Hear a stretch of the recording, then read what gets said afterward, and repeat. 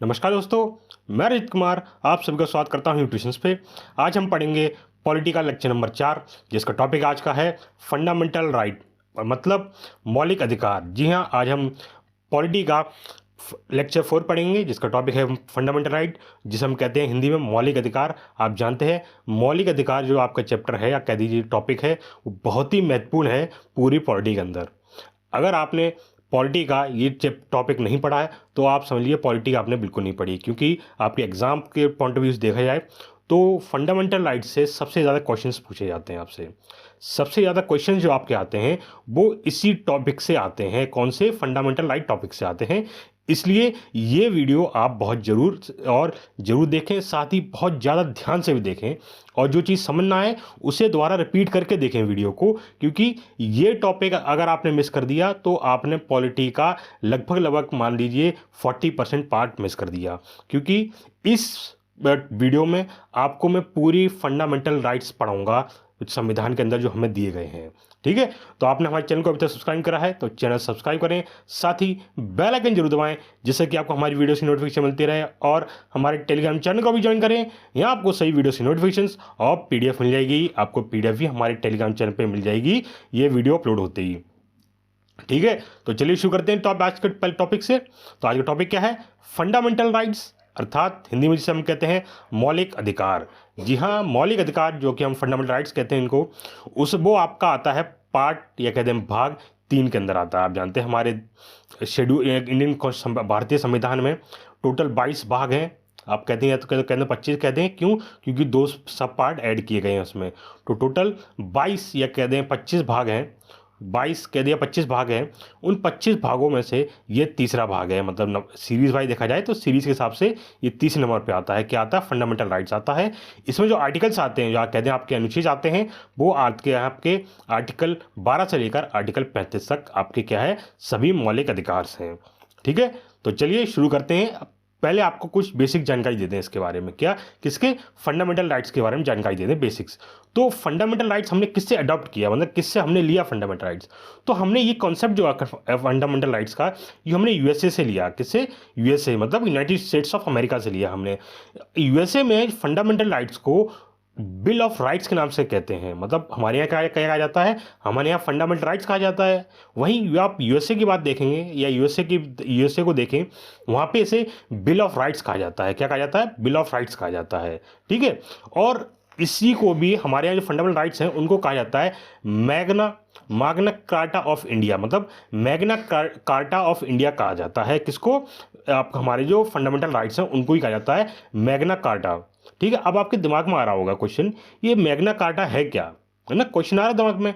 तो आपको बता दें, मैग्ना कार्टा जो शब्द है, ये शब्द दिया है वो किंग जॉन द्वारा दिया गया था। कौन? किसके द्वारा? किंग जॉन द्वारा दिया गया था 1215 के अंदर। कब दिया गया था?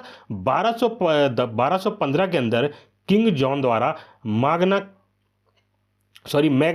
कार्टा शब्द दिया गया था। ठीक है, क्या दिया गया था? मैग्ना कार्टा शब्द दिया गया था। कब? 1215 में। किसके द्वारा दिया गया था? किंग जॉन के द्वारा दिया गया था। ठीक है, इसका मीनिंग क्या होता है? तो इसका मीनिंग होता है प्रमोट पॉलिटिकल डेमोक्रेसी, मीन्स राजनीतिक लोकतंत्र को बढ़ावा देना। इसका मीनिंग होता है। किसका मीनिंग? मैग्ना कार्टा का मीनिंग होता है। क्या मीनिंग होता है मैग्ना कार्टा का? प्रमोट पॉलिटिकल डेमोक्रेसी, मीन्स राजनीतिक लोकतंत्र को बढ़ावा देना। ठीक है, और आपको बता दें हमारे जो लीगल राइट होता है या कहते हैं कानूनी अधिकार, उसको ही हम किसके द्वारा मिलता है? हमें वो बाय मिलता है कानून के द्वारा, मतलब कानून के द्वारा बाय लॉ हमको क्या मिलता है? लीगल राइट या कहते हैं कानूनी अधिकार मिलते हैं। इसी को हम क्या कहते हैं? बाय लॉ से मिलता है हमें। अब कैसे मिलता है, थोड़ी जानकारी इसके बारे में दे दें। तो जैसे आपको बता दें आर्टिकल 326 है। आर्टिकल 326 के अंदर हमारा राइट टू वोट दे रखा है, क्योंकि अभी क्या है आपका आर्टिकल 326 बहुत आगे है, पर ये क्या आपका एक मौलिक अधिकार है। क्या है? वोट डालना भी आपका एक मौलिक अधिकार है कि आप वोट डाल सकते हैं। क्या? पर उसमें कंडीशन क्या है आपकी कि एज होनी चाहिए आपकी, उसके कोई दिक्कत नहीं है। तो हमारा मौलिक अधिकार क्या है कि हमें वोट डालने का अधिकार है। अगर आप उस कैटेगरी उस एज को आप फुलफिल करते हैं, मतलब जो एज गैप आपका आता है उसको फुलफिल करते हैं, तो आपको क्या है? वोट डालने का अधिकार है पूरा। तो ये कौन से आर्टिकल में आता है? तो आपको वोट डालने का अधिकार जो आता है आपका आर्टिकल 326 या कहते हैं अनुच्छेद 326 के तहत आपको मतदान का अधिकार मिलता है। ठीक है, तो ये चीज़ याद रखिएगा कि आप क्वेश्चन कभी आपके एग्जाम में आ जाए कि किस आर्टिकल के तहत आपको वोट डालने का अधिकार मिलता है, तो आप डायरेक्ट आंसर लगाइएगा आर्टिकल 326 के तहत आपको वोट डालने का अधिकार मिलता है। ठीक है। फिर वहीं आपको बात करें, जब हमारे देश में संविधान लागू हुआ था, अब संविधान कब लागू हुआ था, तो याद रहना चाहिए आपको, हमारे देश में संविधान लागू हुआ था 26 जनवरी 1950 के अंदर हमारे देश में संविधान लागू हुआ था। क्या लागू हुआ था? संविधान लागू हुआ था। जब हमारे यहाँ संविधान लागू हुआ था तब हमारे यहाँ जो वोटिंग एज थी वो रखी गई थी 21 ईयर्स। मतलब जब हमारे देश में संविधान लागू किया गया था या स्टैब्लिश कर दिया गया था, पूरे देश में फैला दिया गया था, चालू कर दिया गया था समझ लीजिए, तब हमारे यहाँ जो वोटिंग एज रखी गई थी, मिनिमम वोटिंग एज रखी गई थी, वो 18 साल रखी गई थी, सॉरी 21 साल रखी गई थी। कितनी रखी गई थी? 21 साल। मतलब उस समय जब 1950 में जब इलेक्शन होंगे या फिर 1950 के बाद जब भी इलेक्शन हुए होंगे, तब क्या हुआ, तब जो वही इंसान वोट डाल सकता था, वही व्यक्ति या कह दें वही पर्सन वोट डाल सकता था जिसकी उम्र जो है वो 21 साल या उससे ज़्यादा हो, तभी वो उसे वोट डालने का अधिकार मिलता था। पर क्या हुआ, हमने सिक्स्थ अमेंडमेंट एक्ट 1989 में क्या करा, हमने 6वां संविधान संशोधन अधिनियम लेके आए। कब? 1989 के अंदर। कब? 1989 के अंदर हम सिक्स्थ अमेंडमेंट करा। किसमें? हमने संविधान में। उसमें क्या करा, हमने जो एज थी हमारी क्या 21 साल थी, उसको घटा के कितनी कर दी गई? 18 साल कर दी हमने। कितने साल कर दी? 18 साल कर दी। ये करने से क्या फ़ायदा हुआ? अब इससे क्या हुआ, जो हमारे जो वोटिंग पीपल जो थे, जब वोट करने वाले जो जितने भी लोग थे उनकी संख्या बढ़ गई। क्या बढ़ गई? संख्या बढ़ गई। आप जानते हैं कि आप अगर सॉरी यहाँ 26 साल रखा है, यहाँ 21 साल कर लीजिए, 21 साल है ना, तो जो वोटिंग एज थी वो 21 साल से 18 साल कर दी गई। जो 18 साल, अब कितना फ़र्क आया? 3 साल का फ़र्क आया ना। तो 3 साल के अंदर आप जानते हैं कितने लोगों को आ जाते होंगे? लाखों। अगर देखा जाए अभी करंट की जनसंख्या देखी जाए तो हमारे यहाँ करंटली जो पॉपुलेशन होगी वो अप्रॉक्स 150 करोड़ के आसपास होगी हमारी इंडिया का पॉपुलेशन। 150 करोड़ में लगभग 3 ईयर का गैप लेकर देखा जाए तो ये मान के चलिए आप, कुछ नहीं तो 1 से 2 करोड़ लोग तो आते ही होंगे मिनिमम। 102 करोड़ लोग होंगे, नहीं होंगे? तो 102 करोड़ लोग को आप मान लीजिए कि उनको वोट देने का अधिकार मिल गया है ना। तो ये फर्क पड़ा किससे? वोटिंग एज कम करने से। ठीक है, चलिए फिर आगे बढ़ते हैं। अब आपको बताते हैं कि कौन कौन से मौलिक अधिकार हैं। वैसे तो हमारे 7 मौलिक अधिकार हैं। कितने मौलिक अधिकार हैं? 7 हमारे फंडामेंटल राइट्स हैं मूल रूप से। मतलब जब संविधान लागू हुआ था या संविधान जब बन के लागू हुआ था और देश में बन के लागू होकर तैयार होकर लागू हो गया था, उस समय जो मौलिक अधिकार थे कितने थे? 7 थे। सॉरी। तो उस समय 7 मौलिक अधिकार थे हमारे। कितने अधिकार थे? 7 मौलिक अधिकार थे। पर क्या हुआ, जो हमारा बाद में क्या है, सिर्फ 6 ही रह गए। मतलब 7वां कहाँ गया? फिर से आपके दिमाग में आएगा 7वां क्या हुआ, उसको हमने क्या है बदल के हमने लीगल राइट कर दिया। उसको क्या मौलिक अधिकार से ना रख के उसको लीगल राइट कर दिया। अब कैसे करा वो हम आपको बता देते हैं। पहले क्या करते हैं, हम सभी मौलिक अधिकारों को नाम पढ़ लेते हैं और फिर आपको जानकारी देते हैं। जैसे पहला आपका आता है राइट टू इक्वलिटी, मतलब समानता का अधिकार दिया जाता है। पहला आपका मौलिक अधिकार कौन सा होता है? राइट टू इक्वलिटी, मतलब समानता का अधिकार मिलता है आपको। दूसरा आपका आता है राइट टू फ्रीडम, मतलब स्वतंत्रता का अधिकार, मतलब आपको स्वतंत्रता का अधिकार है, आज़ाद रहने का अधिकार है। ठीक है। तीसरा आपका ऑप्शन आता है अधिकार आपका राइट ऑफ एक्सप्लॉयटेशन, मतलब शोषण का अधिकार। मतलब शोषण मतलब आपके शोषण के विरुद्ध आपको अधिकार मिलता है, कोई आपका शोषण नहीं कर सकता, इसका आपको अधिकार मिलता है। मतलब आपको कोई बेफालतू में या बेवजह आपको कोई परेशान नहीं कर सकता, इसकी आपको आज़ादी मिलती है। ठीक है। और वहीं आपको मिलता है right of freedom of religion, मतलब धर्म की स्वतंत्रता का अधिकार। मतलब आपको आज़ादी मिलती है कि आप कोई भी धर्म अपना सकें।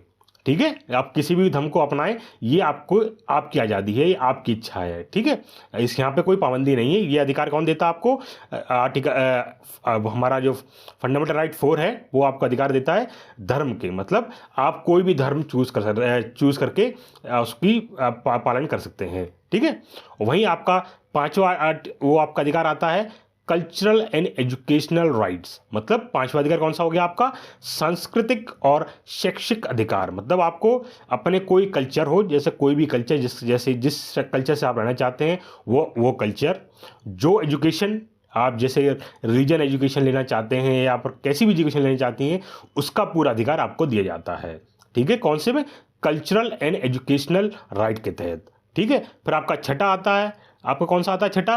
राइट टू कॉन्स्टिट्यूशनल रेमेडीज, मतलब संवैधानिक उपचारों का अधिकार भी आपको मिलता है इसमें। ठीक है, फिर आपका सातवां आता है आखिरी, वो आता है राइट टू प्रॉपर्टी। जी हाँ, राइट टू प्रॉपर्टी जो आपका अधिकार है, इसको ही चेंज कर दिया गया। पहले क्या हुआ था, जब संविधान लागू हुआ था, तब हमारे यहाँ जो सातवां अधिकार था, ये भी आपका क्या मौलिक अधिकार हुआ करता था। क्या हुआ करता था? मौलिक अधिकार हुआ करता था। पर इससे क्या हुआ, सरकार को दिक्कत महसूस हुई। क्यों? क्यों उन्हें लगता, जब ऐसा होता, जब हम डेवलपमेंट कर रहे थे, सरकार डेवलपमेंट कर रही थी, तो उनको क्या है, जगह की जरूरत पड़ती थी, है ना। अब क्या है, हर जगह जगह उनके पास होती नहीं थी, तो कहीं उन्हें जगह की जरूरत पड़ती थी, और वो जगह वो लेने की कोशिश करते थे, है ना। कोई जगह लेने की वो कोशिश करते थे।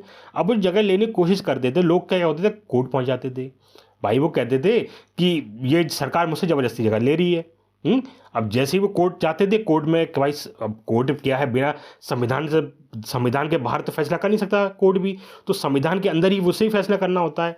तो कोर्ट ने ये फैसला कर दिया है, भाई सही बात कह रहा है, इसका ये मौलिक अधिकार है। क्या? राइट टू प्रॉपर्टी क्या है, उसका मौलिक अधिकार हो गया, वो उसका मौलिक अधिकार है। तो आप क्या, सरकार इसकी प्रॉपर्टी नहीं ले सकती है। तो इससे सरकार को बहुत दिक्कत हुआ करती थी। तो सरकार ने क्या करा, आपका जो 44th अमेंडमेंट हुआ था, कब? 1978 में। मनोरजी देसाई जी की गवर्नमेंट थी उस समय। इतना रखिएगा, क्वेश्चन आपसे पूछा जाता है, ये बनता भी है। जब लीगल राइट हटाया गया था, या कह दें लीगल जो आपका राइट टू प्रॉपर्टी है उसको हटाया गया था, तब किसकी सरकार थी? ये पहला क्वेश्चन ये होता, तब किसी सरकार थी? तो आप बताएंगे मनोरजी मरोर मोरा सॉरी मनोरजी कह रहा हूं, मैं गलत का नाम ले रहा हूं, मोरारजी देसाई जी। कौन? मोरारजी देसाई की सरकार थी उस समय। तो उन्होंने क्या करा, जो राइट टू प्रॉपर्टी है इसको हटा के इसकी जगह कर दिया लीगल राइट कर दिया। इसको क्या कर, लीगल राइट कर दिया, लीगल राइट कर दिया क्या? आर्टिकल 31 को। ठीक है, तो इसमें एक ही आर्टिकल आपका होता है, कौन सा?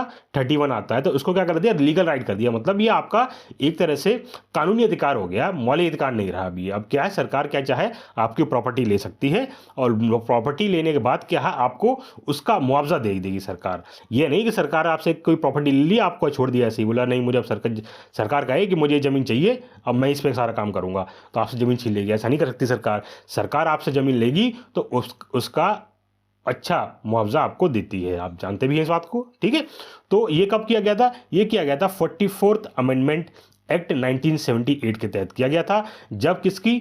मोरारजी देसाई जी की सरकार थी देश के अंदर।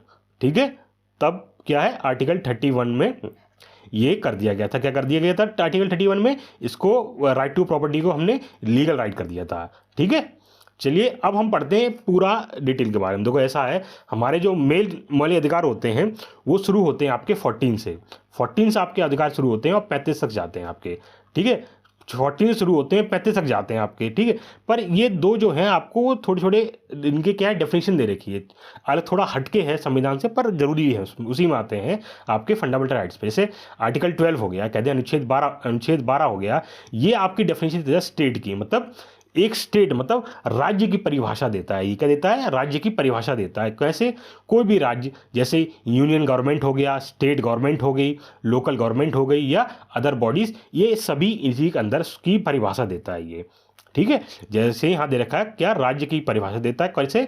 जैसे केंद्र सरकार हो गई आपकी, राज्य सरकार हो गई, स्थानीय सरकार हो गई, या अन्य निकाय जो भी होती है उसके बारे में जानकारी देती है। ठीक है, फिर आपका आता है आर्टिकल 13 क्या कहता है?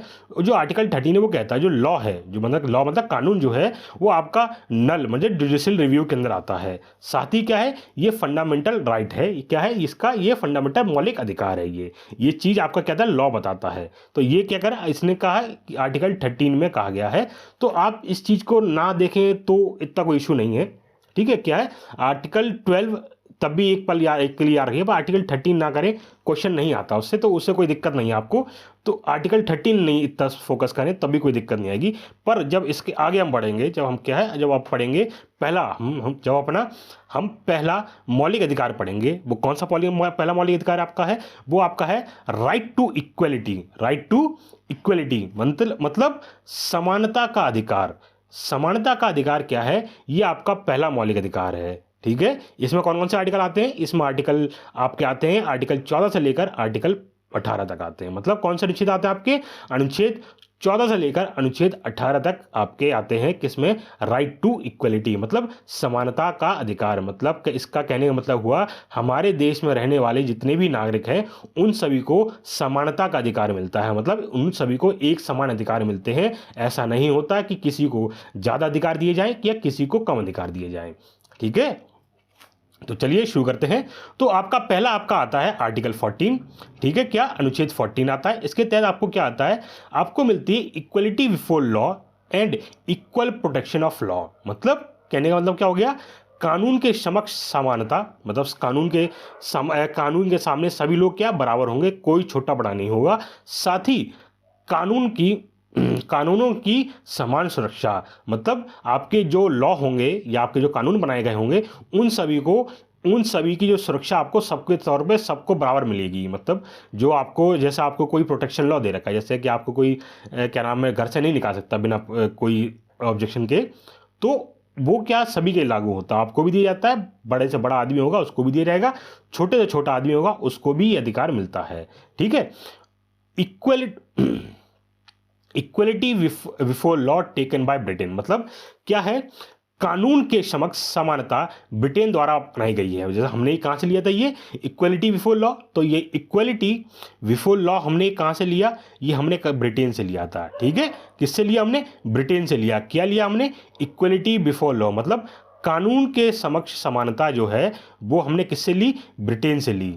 किससे ली हमने? ब्रिटेन से ली। ठीक है, और equal protection law was taken from USA and it's benefits, मतलब जो हमने यूएसए से हमने क्या लिया? समान संरक्षण कानून। क्या लिया हमने? समान संरक्षण कानून। कहाँ से लिया हमने? ये संयुक्त राज्य अमेरिका से लिया। किससे लिया? संयुक्त राज्य अमेरिका से हमने क्या लिया?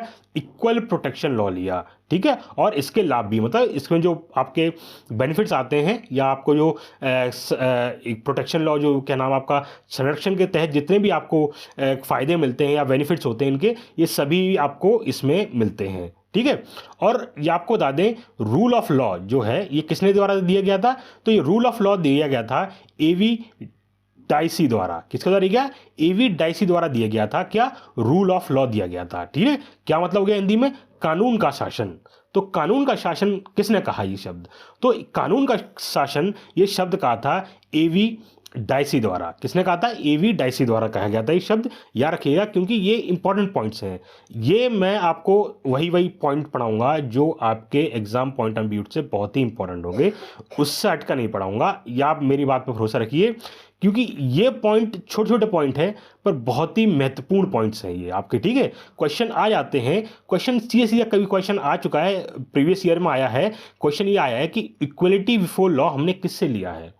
क्वेश्चन आया, बिल्कुल बाकायदा क्वेश्चन आया, पूछा गया है कि इक्वलिटी बिफोर लॉ मतलब कानून के समक्ष समानता हमने किससे अपनाया है। तो उसमें ऑप्शन आ जाते हैं यूएसए, आयरलैंड, ब्रिटेन, कनाडा, है ना। तो उसमें से यहाँ से लगाना किस पे आया है? तो उसमें आपसे आप टिक लगाना था ब्रिटेन पे लाता है। वहीं आपसे लिया पूछा जाए इक्वल प्रोटेक्शन लॉ किससे लिया हमने, है ना। तो इक्वल प्रोटेक्शन लॉ हमने यूएसए से लिया। ठीक है, ये चीज़ याद रखिएगा। ठीक है, तो ये चीज़ छोटे छोटे पॉइंट्स हैं और ये छोटे छोटे पॉइंट्स ही आपको क्या है नंबर दिलाते हैं। और एग्जामिनर इन छोटे पॉइंट्स पे ही फोकस करता है क्योंकि लोग क्या करते हैं इन छोटे पॉइंट्स पे ध्यान नहीं देते हैं और इन्हीं के आपके क्या है नंबर चले जाते हैं। ठीक है, तो याद रखिएगा आर्टिकल 14 जो आपका है वो क्या देता है आपको, क्या क्या देता है आपको? समानता का अधिकार देता है। मतलब इक्वलिटी बिफोर लॉ, इक्वलिटी देता है कि समानता देता है, कानून के समक्ष समानता देता है और कानून की जो सुरक्षा है वो भी आपको समानता देता है। मतलब सुरक्षा में जो आपको समान मिलेगा वो सभी को समान सुरक्षा दी जाएगी कानून के द्वारा। ऐसा नहीं है किसी को कानून ज़्यादा सुरक्षा दे रहा है, किसी को कानून कम सुरक्षा देगा, ऐसा कुछ नहीं होता है। वो बात है कि पद का सुरक्षा अलग होती है, पर व्यक्ति की बात करी जाए, एक आम जनता की, आम लोगों की बात करी जाए, वो उन सभी को बराबर दी जाती है। ठीक है, तो चाहे वो कितना अमीर क्यों ना हो और चाहे वो कितना गरीब हो, सभी को क्या है कानून के लिए कानून के समान जो कानून के समक्ष समानता वो होगी वो बराबर होगी, साथ ही कानून की समान जो सुरक्षा होगी वो भी बराबर दी जाएगी। ठीक है, चलिए, और ये 2 पॉइंट याद रखिएगा। इक्वलिटी बिफोर लॉ हमने कहां से लिया? ब्रिटेन से लिया है। और इक्वल और क्या है इक्वल प्रोटेक्शन लॉ, ये किससे लिया हमने लिया, यूएसए से लिया है, ठीक है। और एक शब्द और ये लाइन याद रखिएगा, रूल ऑफ लॉ किससे लिया है, तो रूल ऑफ लॉ हमने लिया है किससे, कानून का शासन किससे लिया हमने, तो कानून का शासन हमने लिया है एवी डाइसी द्वारा लिया है, याद रखिएगा किसके द्वारा लिया गया है, एवी डाइसी द्वारा लिया गया है, ठीक है। चलिए अब आगे बढ़ते हैं अगले अनुच्छेद पे। तो आपका सॉरी अगला अनुच्छेद आता है, अरे सॉरी अगला अनुच्छेद आता है आपका अनुच्छेद 15 या कहते हैं आर्टिकल 15। आर्टिकल 15 या कहते हैं अनुच्छेद 15, इसमें बताया गया है क्या, prohibits discrimination against religion, sex, caste, race and birth place. Means Hindi में कहें तो धर्म, लिंग, जाति, नस्ल और जन्म स्थान के खिलाफ भेदभाव को प्रतिबंध करता है। मतलब कोई भी व्यक्ति आपकी क्या नाम है डिस्क्रिमिनेशन या कह दें आपके साथ भेदभाव नहीं कर सकता, आपके धर्म के द्वारा, धर्म के तहत, आपका क्या लिंग है या कह दें कि आप मेल है फीमेल हैं इसके तहत, आपकी क्या जाति है इसके तहत, या किस नस्ल के हैं या कह दें किस रेस के हैं इसके तहत आपके खिलाफ, आपके लिए कोई भी भेदभाव नहीं करा जा सकता है। ये चीज़ कौन कहता है, ये कहता आपका कौन कहता है, आर्टिकल 15 कहता है। कौन कहता है, आर्टिकल 15 कहता है। अगर ये और अच्छे से आर्टिकल देखना है, समझना है, तो आपने देखा होगा हमारी बॉलीवुड मूवी में, बॉलीवुड मूवी है एक है, कौन सी है, किसी नाम से आर्टिकल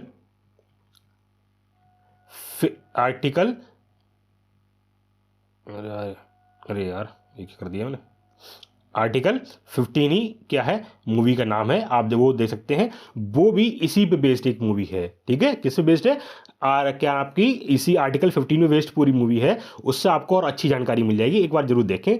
ऐसी मूवी देखें जो नॉलेजफुल मूवी होती है, तो उसमें कोई बुराई नहीं होती है। तो आर्टिकल 15 क्या है, आपको आज़ादी मिलती है। आपको किस चीज़ की आज़ादी मिलती है, भेदभाव से आज़ादी मिलती है। किस चीज़ से आज़ादी मिलती है, भेदभाव से। मतलब आपके लिए, आपके खिलाफ कोई भेदभाव नहीं कर सकता। आपकी धर्म के तहत, आपका कौन सा धर्म है, उसके खिलाफ आपकी कोई भेदभाव नहीं होगा। आपका क्या लिंग है, या कोई कहे कि आप महिला हैं या आदमी हैं, इसलिए कोई इसके खिलाफ कोई भेदभाव नहीं कर सकता। क्या आपकी जो जाति क्या है, इस हिसाब से आपके ऊपर भेदभाव नहीं होगा। आप किस नस्ल से हैं, इस बात से आपके ऊपर कोई भेदभाव नहीं होगा। साथ ही आप कहाँ पैदा हुए, इस बात से भी आपके ऊपर कोई भी या आपके खिलाफ कोई भी भेदभाव नहीं कर सकता।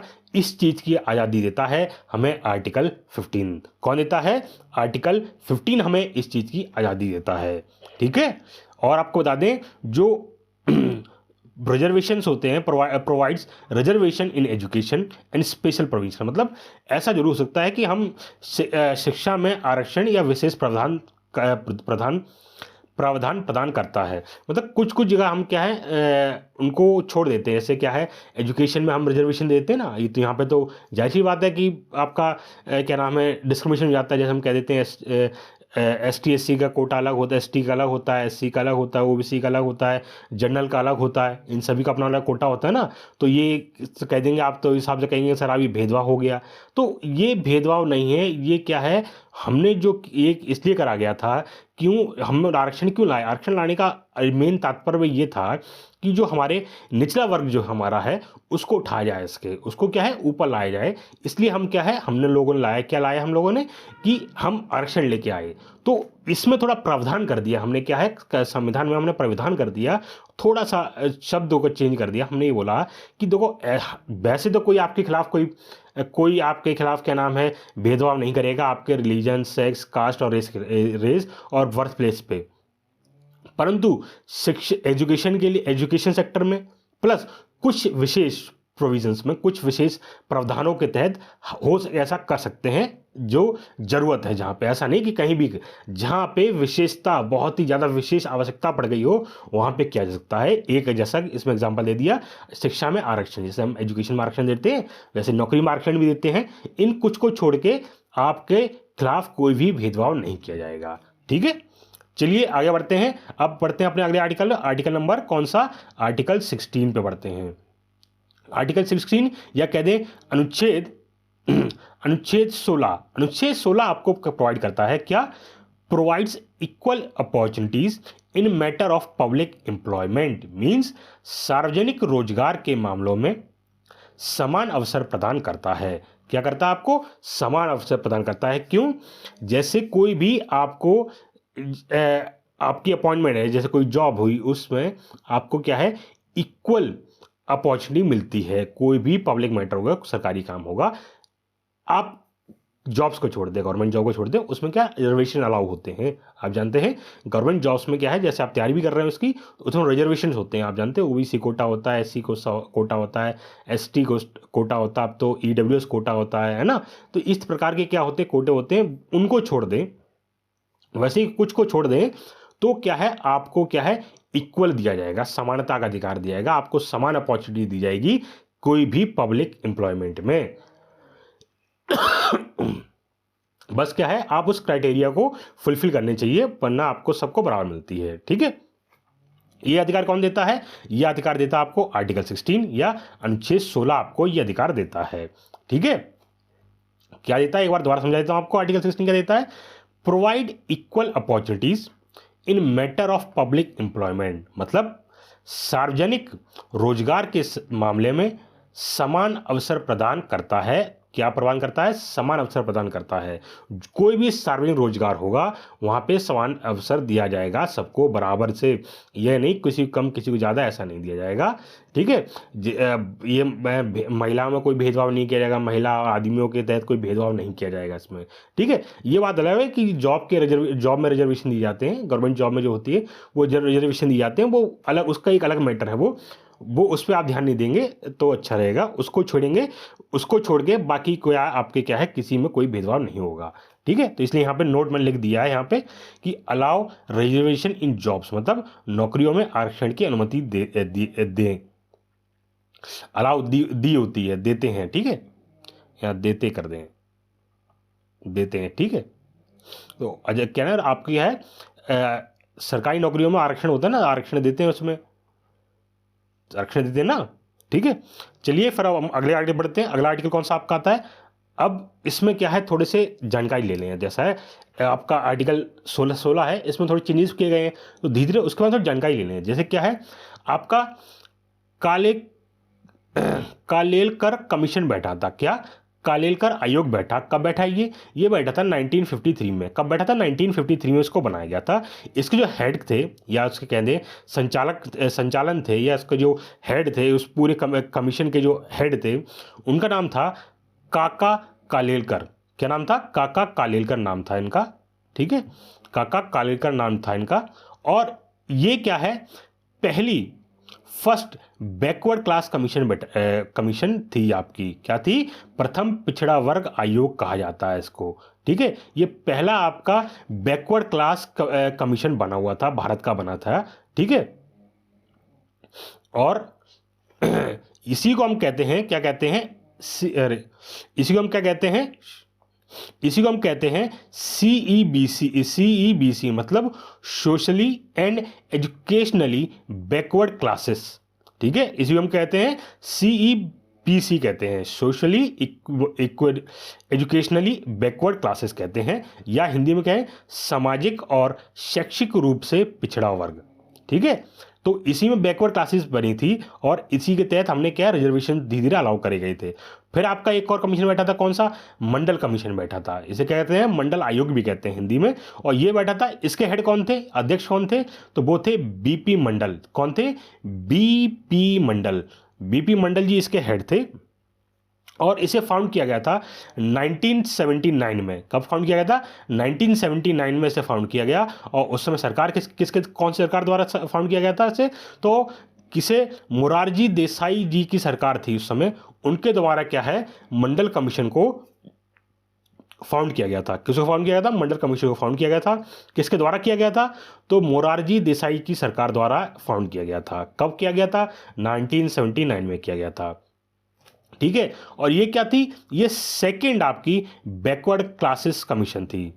क्या थी, कौन सी थी, सेकंड थी। पहली कौन थी, कालेलकर कमीशन थी, दूसरी कौन हो गई, मंडल कमीशन हो गई आपकी। ये क्या हो गई, दो कौन सी आपकी बैकवर्ड क्लासेस कमीशन हो गई, ठीक है।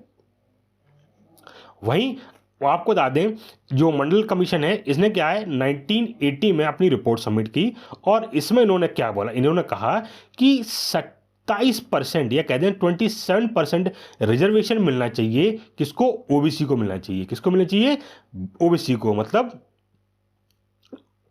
जो आपकी ओबीसी होता है, बैकवर्ड क्लास होता है, जो आपको बैकवर्ड क्लास होता है ना, उस बैकवर्ड क्लास को क्या है, आपको 27% क्या है, 27% क्या मिलना चाहिए, रिजर्वेशन मिलना चाहिए, या कह दें आरक्षण मिलना चाहिए। कितना, 27% मिलना चाहिए। ये किसने कहा था, ये मंडल कमीशन ने कहा था, जब इनने क्या है अपनी रिपोर्ट जो है सबमिट करी थी सरकार को।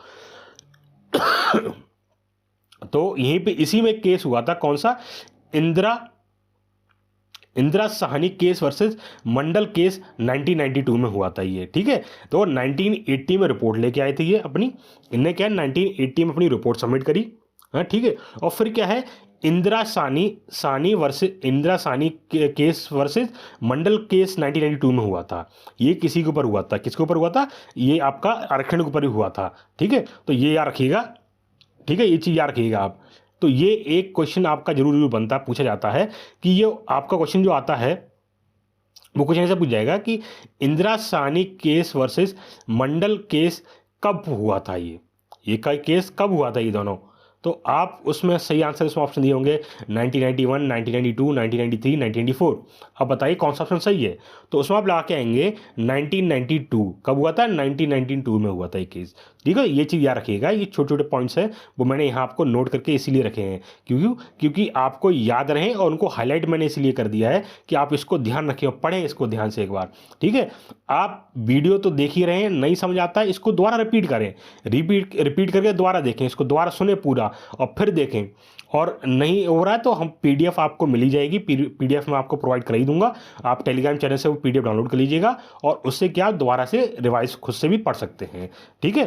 फिर चलिए अब आगे बढ़ते हैं अगले अपने अधिकारों पे। तो आपका अगला अनुच्छेद आता है अनुच्छेद 17। तो अनुच्छेद 17 कह दिया, आर्टिकल 17 कहते हैं, ये इससे आपको ये आज आपको आ जाती है प्रोहिबिटेड, क्या है, प्रोहिबिट्स अनटचेबिलिटी, मीन्स अस्पृश्यता का अंत। मतलब ये होता है छुआछूत, जिसे हम कहते हैं, तरह से छुआछूत से आज़ादी मिलती है आपको। पहले क्या होता है, लोग छूने से परहेज करते थे एक दूसरे से ना, जो ये नीचे जो जात के नीचे उसका है, हम ऊंचे हैं तो हम उसको छुएंगे नहीं, ये वो।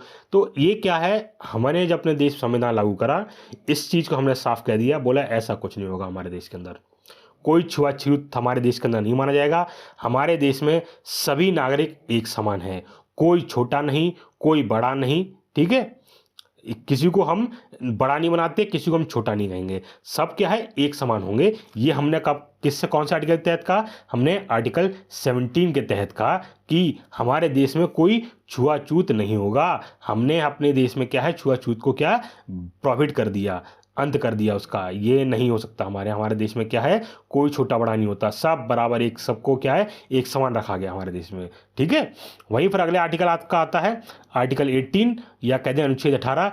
इसमें बताया गया प्रोहिबिट्स टाइटल्स, मतलब जो आपके पद होते हैं, टाइटल्स होते हैं ना आपके, तो बड़े बड़े टाइटल्स होते हैं, उन टाइटल्स को हमने हटा दिया। मतलब क्या है, सभी उपाधियों को समाप्त कर देता है। ये क्या करता है, आर्टिकल 18 आपकी कोई उपाधि होगी उस उपाधि को समाप्त कर देता है, कुछ उपाधियों को छोड़ के, ठीक है। कुछ को छोड़ते हैं टाइटल, जैसे आपके होते हैं, डॉक्टर लगा लिया आपने, है ना, तो वो आपका है, वो छोड़ सकते हैं, वो कोई अलग है, उनको आप छोड़ सकते हैं। गवर्नमेंट के टाइटल्स हो गए जैसे लेफ्टिनेंट जनरल, वो क्या है जॉब रहेगी तब भी वो रैंक उनकी ना टाइटल रहेगा उनका, और जो जॉब उनका चले जाएंगे ना, जब वो रिटायर हो जाएंगे उसके बाद भी उनका वो टाइटल रहेगा। कुछ टाइटल्स को छोड़ दिया जाता है, बाकी आपके एक सभी टाइटल्स को हमने क्या प्रोहिबिट्स कर दिया, आपको क्या है रिमूव, समाप्त कर दिया पूरी तरह से, ठीक है। तो आप याद रखिएगा कौन कौन समाप्त नहीं करें, आप याद रखिएगा, एक तो आर्मी में जो पोस्ट होती हैं उसके टाइटल, ठीक है। आपके पुलिस फोर्स में जो टाइटल्स होते हैं, डीएसपी, एएसपी, आईपीएस, है ना, आपके एसपी, एसपी, एसआई, ये पोस्ट होती हैं। इन पे आपको क्या है, आप कह सकते हैं एसआई, कोई भी आईपीएस, है ना, आईपीएस कोई भी नाम ले के ले लीजिए, आप अपना मेरा नाम ले लीजिए रजित कुमार, आईपीएस रजित कुमार, आईपीएस अजीत कुमार, तो क्या है ये नाम आपका टाइटल चल सकता है, ये आपका क्या है अलाउ है। पर बाकी जो टाइटल जो होते पहले हुआ करते थे उन सभी को हटा दिया सरकार ने, बस कुछ को छोड़ दिया, ठीक है। और यह डॉक्टर होते हैं, इंजीनियर लोग लगाते हैं, इन टाइटल वाला है एजुकेशन टाइटल हो गए, ये क्या हो गए, ये एजुकेशन टाइटल हो गए आपके, तो ये आपको अलाउ होते हैं, ठीक है। बाकी टाइटल्स आपके अलाउ नहीं होते, जैसे आपको कोई आपकी ऊंचाई दिखाता हो कि आप इतने बड़े विद्या सॉरी आप इतने बड़े आदमी हो वो दिखा रहा हो, या आपकी एकदम ठाठ दिखा रहा हो, एकदम बड़ा बहुत ठाठ वाले इंसानों में, वैसे वैसे टाइटल सब खत्म कर दिए। बोले मैं जो इतना बड़ा योद्धा महा महा महा करके लेके आए, वो नहीं यहाँ चलेगा, ठीक है, वो सब खत्म कर दिए हैं, हमारे यहाँ ऐसे कोई टाइटल नहीं रखे गए, ठीक है। चलिए फिर आगे बढ़ते हैं। अब आर्टिकल आपका क्या खत्म हो गया, क्या है, आर्टिकल 18 तक आपका था राइट टू इक्वलिटी तक, मतलब समानता का अधिकार यहाँ पे आपके खत्म हो गया। 18 आर्टिकल होते हैं, कहाँ शुरू होते हैं आपके, आर्टिकल 14 से लेकर आर्टिकल 18 तक, ठीक है। ये आपके जो आपके आर्टिकल्स हैं, 5 आर्टिकल जो आपके हो गए, ये कितने आर्टिकल हैं, 5 आर्टिकल, अरे 15 क्यों कर रहा हूँ मैं, 5 आर्टिकल, ये 5 आर्टिकल हैं, ये आपके हैं राइट टू इक्वलिटी के, राइट टू इक्वलिटी के, ठीक है, राइट टू इक्वलिटी के हैं ये, मतलब समानता का अधिकार, ठीक है। समानता के अधिकार में 5 आर्टिकल आते हैं, कितने आर्टिकल आते हैं, 5 आर्टिकल आते हैं आपके, और ये 5 आर्टिकल आपको मैंने यहां बता दिए, एक बार दोबारा रिवाइज कर दे रहा हूं आपको, ठीक है।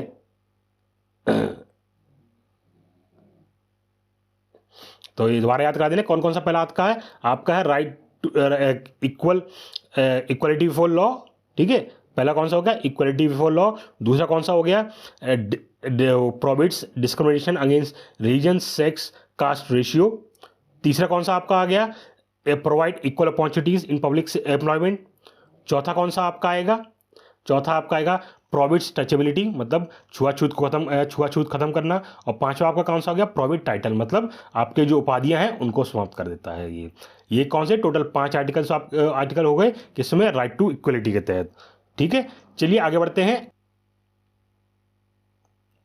अब हम पढ़ेंगे क्या, राइट टू फ्रीडम, मतलब राइट टू फ्रीडम मतलब हो गया आपका स्वतंत्रता का अधिकार, किसका, स्वतंत्रता का अधिकार, जिसमें आपके आर्टिकल आते हैं आर्टिकल 19 से लेकर आर्टिकल 22 तक, ठीक है। तो कहां से कितने आर्टिकल आते हैं इसमें, आर्टिकल आपके कौन से आते हैं, 4 आर्टिकल आते हैं, कौन कौन से, 19, 20, 21, 22, ये 4 आर्टिकल आपके आते हैं, किस में आते हैं, राइट टू फ्रीडम के अंदर, मतलब स्वतंत्रता का अधिकार।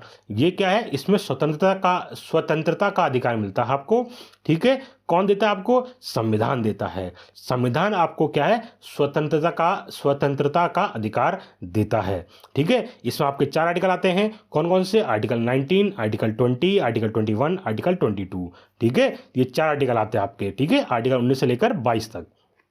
तो चलिए हम एक एक करके पढ़ते हैं 19 आर्टिकल्स, 4 आर्टिकल्स को। तो पहला आर्टिकल आपका आता है आर्टिकल 19, ठीक है, अनुच्छेद 19, इसके तहत आपको प्रोवाइड 6 फ्रीडम, इसके तहत क्या आपको 6 स्वतंत्रता मिलती हैं, 6 आज़ादियाँ मिलती हैं, एक तरह से मिलती है स्वतंत्रता, क्या होती है, आज़ादी, क्या स्वतंत्रता मतलब क्या हो गया, आज़ादी, ठीक है, आज़ादी मिलती है आपको। तो आज़ादी क्या मिलती है, 6 कौन कौन सी, तो वो हम थोड़ा पढ़ लेते हैं पहले, फिर कौन कौन सी आपकी, पहली है आर्टिकल 19(1), मतलब अनुच्छेद 19(1), इसमें मिलता है freedom of speech and expression, means भाषण और अभिव्यक्ति की स्वतंत्रता, आपको क्या है, बोलने की और अपने भाव प्रकट करने की आज़ादी मिलती है आपको। तो क्या है, आपको अपने भाव प्रकट करने की आज़ादी मिलती है आपको, आप अपने भाव अपना कुछ भी बोल सकते हैं और कुछ भी क्या नाम है, अपने एक्सप्रेशन या अपने अभिव्यक्ति को व्यक्त कर सकते हैं आप, ठीक है, इसकी आपको आज़ादी मिलती है। साथ ही राइट टू साइलेंस, मतलब मौन का अधिकार भी आपको मिलता है, और साथ ही फ्रीडम ऑफ प्रेस, मतलब प्रेस की स्वतंत्रता का भी अधिकार कौन देता है आपको, आर्टिकल 19(1), या कहते हैं अनुच्छेद 19(1) आपको ये आज़ादी देता है। कौन कौन से आपको पहला आज़ादी मिलती है 19(1) के तहत, फ्रीडम ऑफ स्पीच, बोलने का अधिकार, ठीक है, बोलने का अधिकार देती है। साथ ही आपको एक्सप्रेशन मतलब अभिव्यक्त, अपने भाव व्यक्त करने का अधिकार देती है, आप कोई भी बात कह सकते हैं, अपना भाव रख सकते हैं अपने, ठीक है। और दूसरा आपका हो गया कौन सी के तहत, आपको right to silence, right to silence, या कह दें मौन का अधिकार, आपको चुप रहने का अधिकार भी इसी के तहत मिलता है। और साथ ही फ्रीडम ऑफ प्रेस, मतलब प्रेस की फ्रीडम भी मिलता है आपको। ठीक है, ये 3 फ्रीडम किससे मिलते हैं? आर्टिकल 19(1) के तहत आपको दिए जाते हैं। फिर हम बढ़ते हैं आर्टिकल 19(2) की तरफ, या कहते हैं अनुच्छेद 19(2). तो इससे मिलता है आपको freedom of assemble peacefully but without arms, मतलब शांतिपूर्वक, क्या है, शांतिपूर्वक लेकिन बिना हथियारों के एकत्र होने की स्वतंत्रता। आप क्या है, आप एक जगह इकट्ठे हो सकते हैं, या क्या आप पूरा ग्रुप बनाएं, बड़ा सा ग्रुप बनाने, या आप कहते कोई यूनियन बनाया आपने, यूनियन बना के आप क्या है कहीं जाके इकट्ठे हो जा रहे हैं, वो उसका अधिकार आपको मिलता है। आप एक कहीं जगह जाइए और इकट्ठे हो सकते हैं, आपको इसकी अधिकार मिलता है। पर ये याद रखिएगा, आपको अधिकार, इकट्ठा होने का अधिकार ये मिल गया है, पर इसका मतलब ये नहीं कि आपको स्ट्राइक करने का अधिकार हो गया। तो यहाँ नोट पे लिख दिया है, right to strike is not a fundamental right. तो याद रखिएगा, राइट टू स्ट्राइक क्या है, फंडामेंटल राइट नहीं होता है। और जैसे ये चीज़ कैसे आपको पता लगेगा, क्योंकि क्वेश्चन कैसा आएगा, क्वेश्चन ऐसा दिया जाएगा कि इनमें से बताइए कौन सा आपका फ्रीडम ऑफ राइट्स के तहत नहीं आता है। क्वेश्चन होगा इन 4 ऑप्शन में से कौन सा फ्रीडम ऑफ राइट के तहत नहीं आता है। तो पहले वो देंगे क्या नाम है, एक साथ इकट्ठे होना ना, शांतिपूर्वक इकट्ठे हो जाना। दूसरा दे देंगे क्या नाम है, एक साथ क्या नाम है अपने कोई रिलीजन को प्रूव करा कि यात्रा करना। तीसरा हो गया आपका कि आप एक ग्रुप में पूरा एक अपने भाषण देते हुए जा रहे हैं। चौथा हो गया कि आप ग्रुप में स्ट्राइक कर रहे हैं। तो कौन सा आपका मौलिक अधिकार नहीं हुआ? तो आपका चौथा जो होता है मौलिक अधिकार, वो नहीं हुआ है आपको, वो आपका मौलिक अधिकार नहीं है। आपको स्ट्राइक करने का मौलिक अधिकार नहीं मिलता है। ये कोई मौलिक अधिकार नहीं है आपका कि आप अनशन करने बैठ गए, ये आपका मौलिक, आप सरकार से कह रहे हो नहीं आप मेरा ये मौलिक अधिकार है, आप मेरा अनशन करना नहीं छुड़वा सकते आप। तो ऐसा कुछ नहीं होता। सरकार कहती है, या हमारा संविधान भी ये बात कहता है कि आप स्ट्राइक कर रहे हैं या पर कोई क्या नाम है अड़े हुए जिद पर अड़ गए हैं वहाँ के, वो आपको आपका मौलिक अधिकार नहीं है, या सरकार उसके दबाव में नहीं रह सकती है। ठीक है, ये बात याद रखिएगा। ये क्या है, कोई मौलिक अधिकार नहीं, इसलिए कोई क्या नाम है सरकार भी इस पर दबाव पे नहीं रखती। पर वो है कि अपना बात अलग है, सरकार की अलग प्रेशर पड़ रहा है उनके ऊपर। पर ये क्या है, संविधान में इसको आज़ादी नहीं दी गई है। ठीक है, इस बात का रखिएगा। तो आर्टिकल 92 हमें किस चीज़ आज़ादी देता है, एकजुट होने का अधिकार देता है। मतलब एकजुट होने का, ग्रुप में क्या इकट्ठा होने का अधिकार देता है बिना हथियारों के। मतलब भाई हमारे पास कोई हथियार ना हो, वैसे हम एकजुट इकट्ठे हो सकते हैं। आप चाहे तो हम जैसे ग्रुप में जाते हो, पूरा एक ग्रुप बना लो बड़ा सा अपना, है ना, और फिर आप एक साथ जाओ, तो वो जाने का अधिकार आपको कोई सरकार नहीं रोकेगा, ना कोई पुलिस रोकेगी, ना कोई कुछ रोकेगा। आप क्या नाम दोस्त इकट्ठे हो जाते हो, 10-15 लोग दोस्त इकट्ठे हो गए और एक साथ जा रहे हो पूरे रोड पे, तो क्या एक ग्रुप दिखाई देता है, पूरा पीसफुल ग्रुप होता है आपका, है ना, और जा रहा है साथ में पूरा। तो ये नहीं कि पुलिस आपको रोक ले कि एक साथ तुम इतने लड़के कहाँ जा रहे हो, तो वो नहीं रोक सकती आपको। क्यों? वो आपका अधिकार है, आप असेंबल हो सकते हो शांतिपूर्वक, कोई दिक्कत नहीं उसके लिए। ठीक है, वरना अगर स्ट्राइक वाला केस होता है तो उसके लिए पहले परमिशन लेनी पड़ती है। पहले आपको क्या है, आपके अपने डीएम से, जो डिस्ट्रिक्ट है उसके डिस्ट्रिक्ट मजिस्ट्रेट आपको परमिशन लेनी पड़ती है कि आपको मुझे ऐसे स्ट्राइक करनी है, तब जाकर आपको स्ट्राइक की परमिशन मिलती है। आप ये नहीं कि गए आज और स्ट्राइक करना शुरू कर दिया है, तो ये स्ट्राइक भी इलीगल होती है। पुलिस चाहे या डीएम चाहे तो उसको तुरंत के तुरंत हटवा सकती है, उसको डीएम को आज़ादी होती है इस चीज़ की।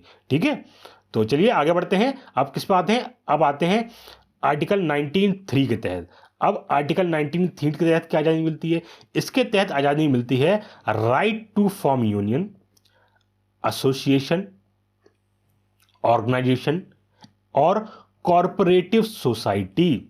मतलब हमें आज़ादी मिलती है, किस चीज़ का अधिकार मिलता है, किस चीज़ का, संघ बनाने का, संगठन बनाने का, सहकारी समिति बनाने का अधिकार मिलता है। ठीक है, कि किस चीज़ का, संघ बनाने का, संगठन बनाने का, सहकारी समिति बनाने का अधिकार मिलता है। किससे? आर्टिकल 19(3) के तहत। ठीक है, ये एक एक आर्टिकल मैं बता रहा हूँ, एक एक आर्टिकल बहुत ही महत्वपूर्ण है, इसलिए ध्यान से सुनिएगा। मैं भी ज़्यादा तेज नहीं पढ़ा रहा हूँ, मैं धीरे धीरे पढ़ा रहा हूँ, इसीलिए पढ़ा रहा हूँ क्योंकि ये बहुत ही महत्वपूर्ण है। और जितना आपको ज़्यादा समझ में आएगा उतना अच्छा रहेगा। आपके दिमाग में बैठ जाएगा तो क्या है, आप भूलोगे नहीं इसको, और एग्जाम में क्वेश्चन आएंगे तो आप तुरंत के तुरंत टिक लगाए चले जाएंगे। क्या है, आपको मैं चाहूँ तो बोल देता है 1901 के आपका 19 में क्या आपको आज़ादी मिलती है, 6 आज़ादियाँ मिलती हैं, और उनमें एक एक करके नाम दे देता और कब आगे बढ़ जाता है तुरंत ही। तो वो नहीं कर रहा ना, आपको एक एक करके हर एक आर्टिकल बता रहा हूँ, उसको समझा रहा हूँ आपको, इसीलिए कि आपको समझ आ जाए पूरे अच्छे से। ठीक है, आपको क्या मिलता है, आर्टिकल 19(3) के तहत क्या मिलता है आपको, यूनियन बनाने की आज़ादी मिलती है, एसोसिएशन बनाने की आज़ादी मिलती है, ऑर्गेनाइजेशन बनाने की आज़ादी मिलती है, और साथ ही कॉरपोरेटिव सोसाइटी बनाने की आज़ादी मिलती है आर्टिकल 19(3) के तहत। ठीक है, फिर आपका आता है आर्टिकल 19(4) सॉरी, आर्टिकल 19(4) के तहत आपको right to move freely within Indian territory, मतलब भारतीय क्षेत्र के भीतर स्वतंत्र रूप से घूमने का अधिकार मिलता है। आप क्या हैं, भारत के किसी भी क्षेत्र में घूम सकते हैं, इसकी पूरी आज़ादी मिलती है आपको, कुछ एरिया छोड़ के, कुछ एरिया को छोड़ के आपको आज़ादी मिलती है। वो कौन कौन से हो गए, वो आपके हो गए आपको हो गए नागालैंड, अरुणाचल प्रदेश, मिजोरम और मणिपुर। इन 4 राज्यों को छोड़ के बाकी किसी राज्य में आप फ्रीली घूम सकते हैं। इनमें राज्यों में क्या है, आपको परमिशन चाहिए होती है अंदर जाने की। ठीक है, इनमें क्या है, परमिशन चाहिए होती है, बाकी आपको क्या आज़ादी पूरी है, आप पूरी तरह से कहीं भी घूम सकते हैं, आप कहीं भी जा सकते हैं।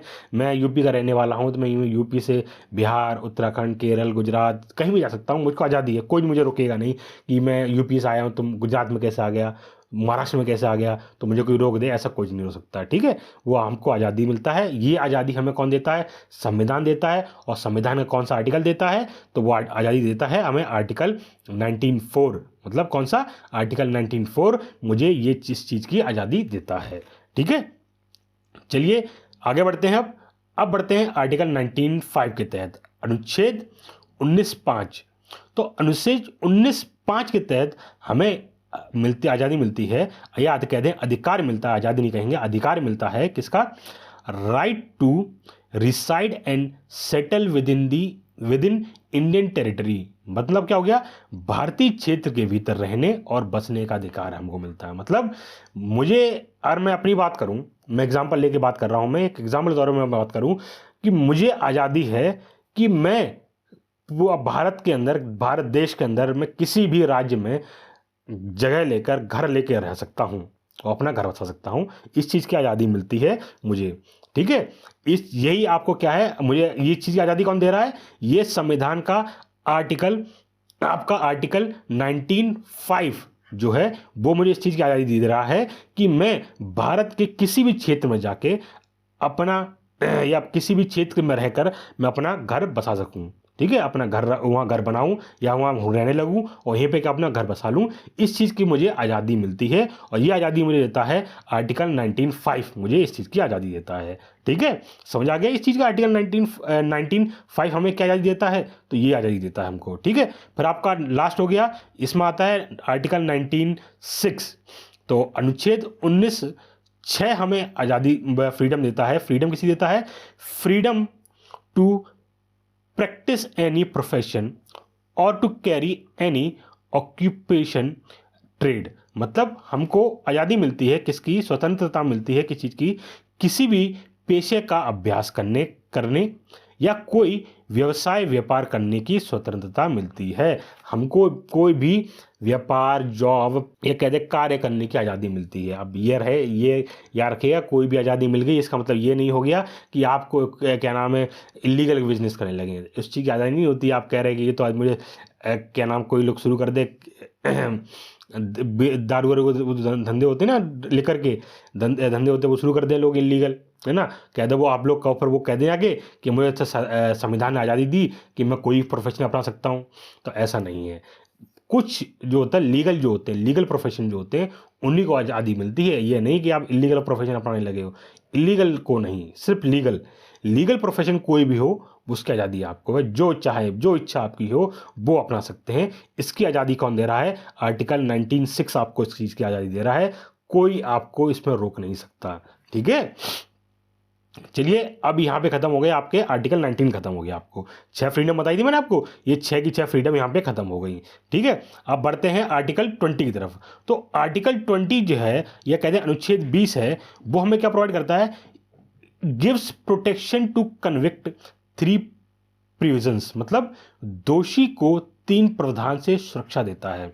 आर्टिकल 20 जो है हमें 3 सुरक्षा देता है, जो है दोषी जो होता है ना, वो जो क्या नाम है, आपको जो कोर्ट में जो होता है दोषी करार होता है, उसको सुरक्षा दी जाती है। कैसे?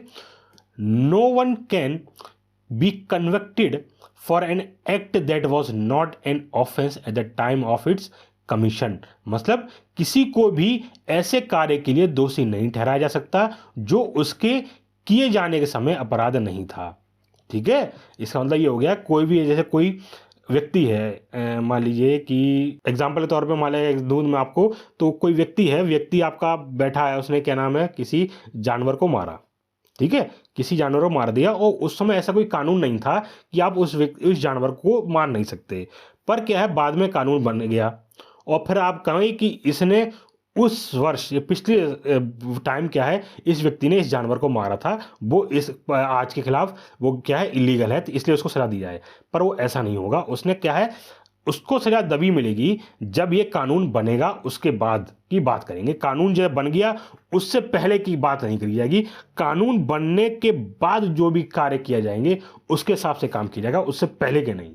ठीक है, तो कानून आज बना है तो आज से ही उस चीज़ की काउंटिंग की जाएगी कि इस जानवर को मारना इलीगल है, तो इसका मतलब आज से इलीगल हुआ है, ना कि आज से पहले वाले भी काउंट करेंगे। आज से पहले वाले काउंट नहीं किए जाएंगे, आज से ही काउंट होंगे कि आज कानून लागू हुआ तो आज से ही इससे बड़ी चीज़ क्या नाम है, लागू होगी। ठीक है, तो आज से ही चीज़ लागू हुई तो आज से ही आपके जो भी इलीगल, जैसे क्या नाम है, कोई जानवर को मारना इलीगल है तो वो लागू हो जाएगा।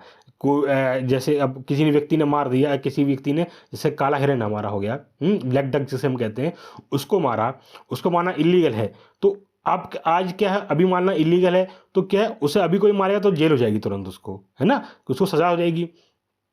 पर जब वो व्यक्ति क्या है, इसकी आज़ादी थी, ये मानने की आज़ादी क्या कहते हैं, यहाँ पर कहते हैं कि उसको क्या है, ये कानून नहीं बना था, और कानून बनने से पहले वो मार देता है ना, तो उसको सजा नहीं होगी। ठीक है, कानून बनने से पहले मार देता है तो सजा नहीं होगी, पर कानून बनने के बाद मारता है तो सजा होगी। ये बात कह रहा है आपका पहला पॉइंट। क्या कह रहा है? पहला पॉइंट कह रहा है ये बात।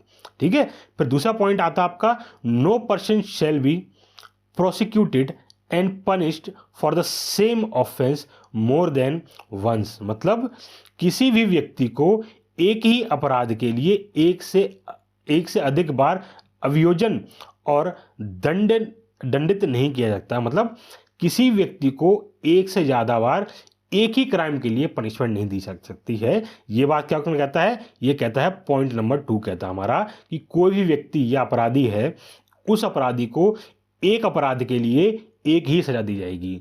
ठीक है, कितनी सजा दी जाएगी? एक अपराध के लिए एक ही सजा दी जाएगी। ठीक है, 2 सजा नहीं दी जाएगी कि आपने अपराध किया आपको ये भी सजा लो ये भी सजा, ऐसा नहीं होगा। एक अपराध एक सजा मिलेगी। ठीक है, फिर आपका तीसरा पॉइंट आता है कौन सा? No person accused of any offense shall be compelled to be a witness against himself, मतलब किसी भी अपराध के आरोपी व्यक्ति को अपने खिलाफ गवाह बनाने के लिए मजबूर नहीं किया जाएगा। याद रखिएगा, किसी भी व्यक्ति को किसी भी अपराध के आरोपी व्यक्ति को अपने खिलाफ गवाह बनाने के लिए मजबूर नहीं किया जाएगा। इस चीज़ की आज़ादी कौन देता है? ये आपका तीसरा पॉइंट देता है। आर्टिकल किसका? आर्टिकल 20 का, ये या कहते हैं अनुच्छेद 20 का, ये आपको आज़ादी देता है इस चीज़ की। ठीक है, ये आपके 3 पॉइंट हो गए। ये आपके 3 आपकी जो प्रावधान हो गए, ये सुरक्षा प्रोवाइड करते हैं, किसे? अपराधियों को सुरक्षा प्रोवाइड करते हैं। ठीक है, एक आपका जो क्या नाम, जो भी कन्विक्टेड है या कहते कोई व्यक्ति कन्विक्टेड है या जो आपका जेल में जा रहा है या फिर कोई दोष क्राइम करा है, उस व्यक्ति के बारे में बात करी जा रही है। किसी व्यक्ति ने कोई क्राइम करा है तो उस व्यक्ति को क्या है, सजा जब तक नहीं जाएगी जब तक वो कानून बना नहीं होगा। अगर कानून बनने के बाद उसने कोई काम करा, गलत काम किया है तो सजा होगी, और कानून बनने से पहले करा है तो नहीं होगी। दूसरे पॉइंट में ये कहा गया है कि किसी व्यक्ति को एक अपराध के लिए एक ही सजा दी जाएगी, एक से अधिक बार सजा नहीं दी जाएगी। तीसरे पॉइंट में क्या कहा गया है कि किसी भी अपराध के आरोपी को व्यक्ति को खिलाफ गवाह बनाने के लिए मजबूर नहीं किया जाता। मतलब किसी को जो अपराधी है उससे अपराधी व्यक्ति है उसके खिलाफ क्या है जबरदस्ती गवाह बना दिए गए। ये क्या है, ये इलीगल है, ये गलत तरीका है, ये मजबूर नहीं कर सकते आप किसी को। ठीक है, फिर चलिए बढ़ते हैं अगले आर्टिकल पे। आपका आर्टिकल आता है आर्टिकल 21 या कहते हैं अनुच्छेद 21 आता है। ये क्या प्रोवाइड करता है आपको, ये देता है right to life and personal liberty. ये आपको जीवन और व्यक्तिगत स्वतंत्रता का अधिकार प्रोवाइड करती है आपको। ठीक है, कैसे याद रखिएगा इसके अंदर आपके right to privacy, right to information, right to live with human dignity, right to free legal aid, right to foreign, right to choose partner, right to sleep, ये सभी आपके आते हैं। ठीक है, आपके जो मौलिक अधिकार होते हैं, आप कहते हैं आपकी जो प्राइवेसी होती है, आपकी जो इंफॉर्मेशन होता है, आपको जानकारी का अधिकार जो होता है, आपको रहने का अधिकार जो होता है, फ्री लीगल एड जो होता है ना, आप फ्री लीगल एड आप कहते हैं मुफ्त कानूनी सहायता हो गया। आपको सोने का अधिकार, यहाँ तक कि सोना मतलब सोना गोल्ड वाला सोना नहीं, सोना मतलब सो जाना वाला सोना उन सभी का अधिकार कौन देता है, ये आपका आर्टिकल 21 देता है आपको। ठीक है, चलिए अब आगे बढ़ते हैं आर्टिकल 22 की तरफ। तो आर्टिकल 22 की तरफ जाने पर थोड़ा एक नोट पॉइंट पढ़ लें तो हमको बताते हैं कि केस हुआ था, एक गोपालन केस हुआ था। कब हुआ था, 1950 में हुआ था, जब हमारे देश में क्या संविधान लागू हुआ था, तभी केस हुआ था। कौन सा, एक गोपालन केस हुआ था। The state can deprive by the procedure established by law. मतलब दिस वॉज, एक तरह से आप मान लीजिए, यहाँ से आप समझ लीजिए कि राज्य कानून द्वारा स्थापित प्रक्रिया से वंचित कर सकता है। ये क्या है, ये हमने क्या है जापान से अपनाया था। कहाँ से अपनाया था, जापान से अपनाया था। क्या, एक गोपालन जो केस था, इसके तहत हमने क्या किया, जो स्टेट है कोई भी प्रक्रिया है जो कानून द्वारा स्थापित करी गई है, उससे क्या है उससे वंचित कर सकती है, आप किसी को वंचित कर सकती है। ये क्या है, उसको आज़ादी मिलता है। जैसे क्या है, सरकार कोई कानून बना के केस लेके आ रही है, उसमें कह दे कि क्या नाम है, जो केस करा है और वो क्या नाम है, एक पर्टिकुलर व्यक्ति कह दे कि इसमें क्या नाम है डीएम पे केस नहीं होगा, है ना, वो कहते हैं इसमें डीएम पे केस नहीं होगा, बाकी सभी नीचे वाले ऑफिसर जितने भी होंगे उसके, उन सभी पे केस होगा। तो वो क्या, सरकार को इसकी चीज़ की आज़ादी है। ठीक है, वो डिसाइड कर सकती है। तो वो कानून के द्वारा स्थापित प्रक्रिया होनी चाहिए। ये नहीं कि सरकार का जो मनमाए वो कर दिया, नहीं, संवैधानिक रूप के अगर वो सही है तो कोई बात नहीं, अन्यथा वो गलत है वो। ठीक है, ये बात केस ने कही थी। एक की गोपालन केस कब हुआ था, 1950 में हुआ था, ये बात कही गई थी। ठीक है, फिर आपका आता है, ये तो पहला पॉइंट हो गया। फिर आपका आता है दूसरा पॉइंट, ये होता है आपका मेनका गांधी केस 1978। मेनका गांधी केस जो हुआ था 1978 में, इसने कहता है state can deprive by due process of law. मतलब राज्य कानून की उचित प्रक्रिया द्वारा वंचित कर सकता है। मतलब क्या है, ड्यू प्रोसेस में कोई भी कानून प्रोसेस बनाता है, या कह दें आपका कानून उचित प्रक्रिया कोई लाता है, उसके द्वारा किसी को वंचित कर सकता है। ठीक है, तो हमने ये किससे लिया था, ड्यू प्रोसेस ऑफ लॉ। तो याद रखिएगा, ड्यू प्रोसेस ऑफ लॉ हमने यूएसए से लिया था। किससे लिया था, यूएसए से लिया था। ये मैंने शायद आपको जब मैंने पहली वीडियो पढ़ाई थी उसमें भी बताया था आपको। ठीक है, sorry, due process of law मैंने कब पढ़ाया था, जब यूएसए वाली बताया था हमने अपने संविधान में क्या चीज़ ली है, तो यूएसए से हमने क्या लिया है, तो ड्यू प्रोसेस ऑफ लॉ भी हमने किससे, यूएसए से लिया है। ये बात याद रखिएगा, और ये चीज़ मैंने यहाँ भी नोट कर दी है जिससे कि आपको याद भी रहे। तो कभी क्वेश्चन आ जाता है ना कभी कि ड्यू प्रोसेस ऑफ लॉ, या कह दें क्या नाम है, कानून की उचित प्रक्रिया हमने किससे ली, तो ये रखिए हमने इसे यूएसए से अडॉप्ट किया है। किससे अडॉप्ट किया है, यूएसए से अडॉप्ट किया है। ठीक है, चलिए अब आगे बढ़ते हैं। अब हम आते हैं आर्टिकल 21A की तरफ आते हैं। कौन सी तरफ आते हैं, अभी तो आर्टिकल 21 पढ़ा था, अब आर्टिकल 21A पढ़ेंगे। ठीक है, उसका एक अंदरूनी पार्ट, सब पार्ट बनाया था हमने। ये आपका क्या है, राइट टू एजुकेशन। मतलब क्या है, आपको शिक्षा का अधिकार प्रोवाइड करती है। क्या प्रोवाइड करती है, शिक्षा का अधिकार देती है। इसे हमने ऐड किया था 86th अमेंडमेंट एक्ट 2002 में। मतलब 86वां संशोधन अधिनियम 2002 के तहत हमने इसे अपने संविधान में ऐड कर दिया था। किस पॉइंट से ऐड कर दिया था? 21A के तहत हमने इसको ऐड कर दिया था। कौन सा पॉइंट? ए। या 21 तो था ही हमारे पास, उससे हमने एक पॉइंट और नीचे लगा के 21 क्या कर दिया? 21A लिख दिया उसको। क्या लिख दिया? 21A लिख दिया उसको। ठीक है, 21A लिख दिया उसको। ठीक है, तो ये पॉइंट हमने कब ऐड किया? 2002 में ऐड किया। कौन सा? राइट टू एजुकेशन, मतलब शिक्षा का अधिकार। तो कभी क्वेश्चन आपके आ जाए कि शिक्षा का अधिकार हमने अपने संविधान में कब लागू किया, तो आप बताएंगे 2002 में लाए कहे थे। और कौन से संशोधन के तहत? तो आप बताएंगे 86 अमेंडमेंट एक्ट के तहत हम ये लाए थे। ठीक है, इसमें क्या हमने करा था कि हमने बताया कि 6 से 14 साल के लिए क्या है? एजुकेशन कंपलसरी कर दी थी हमने। क्या है? 6 से 14 साल के बच्चों के लिए एजुकेशन कंपलसरी होगा। राइट RTE मतलब यहाँ पे हो गया राइट टू एजुकेशन एक्ट 2009 में हमने क्या करा? इम्प्लीमेंट कर दिया था। कब? 1 अप्रैल 2010 को। तो हम क्या है? राइट टू एजुकेशन एक्ट 2009 लेके आए थे। ठीक है, 2002 में तो हमने ये अमेंडमेंट करा, राइट टू एजुकेशन लेके आए। फिर हम राइट टू एजुकेशन एक एक्ट लेके आए 2009 के तहत। उसको हमने अपने देश में इम्प्लीमेंट कर दिया, लागू कर दिया था। कब? 1 अप्रैल 2010 में लागू कर दिया था उसको। ठीक है, 1 अप्रैल 2010 में लागू कर दिया था मनमोहन जी की सरकार द्वारा। ठीक है, ये बात याद रखिएगा ना, बिल्कुल। तो याद रखिएगा इसको। फिर चलिए आगे बढ़ते हैं। अब हम बताते हैं आर्टिकल 22 मतलब अनुच्छेद 22, जो कि इसका आखिरी पार्ट है। किसका? राइट टू फ्रीडम का आखिरी पार्ट है। तो क्या हो गया? आर्टिकल 22 अनुच्छेद 22 give protection in case of detention, मतलब नज़रबंदी के मामले में सुरक्षा देता है आपका। ठीक है, क्या देता है? नज़रबंदी के मामले में आपको ये क्या सुरक्षा प्रोवाइड करता है? कौन सा? आर्टिकल 22 अनुच्छेद 22 आपको सुरक्षा प्रोवाइड करता है। ठीक है, क्या प्रोवाइड करता है? डिटेंशन मतलब क्या होगा? डिटेंशन मतलब हो गया कैद। मतलब क्या होगा? आपको क्या है? कैद कर लिया है। डिटेंशन मतलब या कैदी हो गया हमारी तरह से। अभी एक डिटेंशन मतलब अलग होता है। ये डिटेंशन के दो मतलब होते हैं। एक होता है आपको क्या रोक लेना, या फिर कई क्लास में बंद, अकेले कमरे में बंद कर देना, बंद के कमरे बुलाना। तो जाहिर सी बात वही मतलब होता है कैद में बुलाना। तो कैदी व्यक्ति को दो तरीके होते हैं उसको डिटेंशन लेने का। एक होता है पुनिटिव डिटेंशन मतलब दंडात्मक हिरासत। ठीक है, एक होता है प्रिवेंटिव डिटेंशन मतलब नज़रबंदी। क्या आप खाली क्या है, जब कोई व्यक्ति ने कोई क्राइम किया है ना, जब ज़्यादा खतरनाक क्राइम कर दिया है, तो उसे कैसे डिटेंशन होगी? दंडात्मक क्राइम, उस डिटेंशन में रखा जाएगा या हिरासत में रखा जाएगा उसको। ठीक है, और अगर कोई इसने छोटा मोटा काम करा है तो उसे खाली प्रिवेंटिव डिटेंशन में रखा जाएगा, खाली नज़रबंद में रखा जाएगा। अब क्या है?